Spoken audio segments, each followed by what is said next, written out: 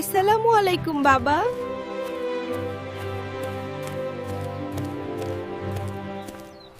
হাফসা, তুমি কেন সালাম দিলে না? এটা তো সুন্নাহ। খালার সাথে ভালো ব্যবহার করা উচিত। আপু, আমি আমি অনেক লজ্জা পাই, মানুষের সাথে কথা বলতে ভয় পাই, সালাম দিতে কেমন যেন। হাফসা, আমরা সবাই তোমাকে সাহায্য করব। সালাম দেওয়া সহজ, আমরা একসাথে শিখব।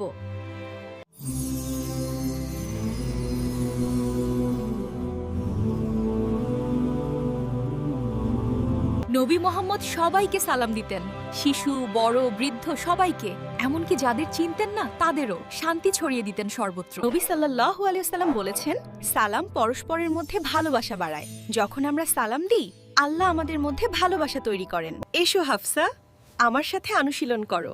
বলো, আসসালামু আলাইকুম। আসসালামু আলাইকুম। আসসালামু আলাইকুম। আমি পারলাম আপু। মাশাআল্লাহ হাফসা, চমৎকার, খুব সুন্দর, আলহামদুলিল্লাহ। আসসালামু আলাইকুম খালাম্মা। ওয়া আলাইকুম আসসালাম বাবা। মাশাআল্লাহ, কত সুন্দর। আল্লাহ তোমায় বরকত দিন। আসসালামু আলাইকুম চাচা। ওয়া আলাইকুম আসসালাম বেটি। সুবহানাল্লাহ, কত ভালো মেয়ে। আসসালামু আলাইকুম সবাই, আমরা খেলবো? ওয়া আলাইকুম আসসালাম। হ্যাঁ, এসো, চলো খেলি। পুরো পরিবার এখন সালাম ছড়িয়ে দিচ্ছে সর্বত্র। শান্তি ছড়াচ্ছে, নবী সাল্লাল্লাহু আলাইহি ওয়াসাল্লামের সুন্নাহ। দেখো, সালাম কিভাবে মানুষকে একসাথে নিয়ে আসে, ভালোবাসা বাড়ায়, সবাই খুশি। সুবহানাল্লাহ, শান্তি সর্বত্র। আমি শিখেছি যে সালাম শান্তি এবং ভালোবাসা ছড়ায়। এখন আমি সবাইকে সালাম দিতে ভালোবাসি। মাশাআল্লাহ হাফসা।